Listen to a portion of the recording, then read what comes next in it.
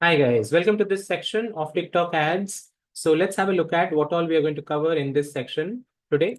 So in this particular section of TikTok ads, we're going to start looking at TikTok ads overview, how to open a TikTok ads account, auction basics. Okay, so we'll understand how the ad manager works here.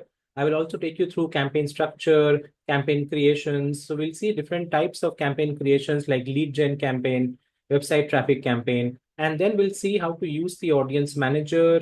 We'll see different advanced features like automated rules, leads generation, recommendation center. I'll show you how you can build out custom reports in this particular platform. Also, we'll see some advanced insights like audience insights, video insights, comment insights, and then attribution analytics. So we'll see how you can use creative inspirations as well.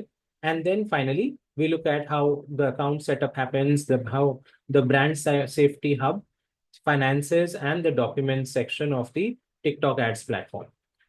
I hope by the end of this section, you understand how TikTok ads works in and out, and you can use this for yourself and for your clients. So let's get into these videos, guys. In the coming videos, I'll cover all these and show you all of these, how you can use them practically on the platform. Thank you so much, guys, for listening to this, and I will see you in the next video.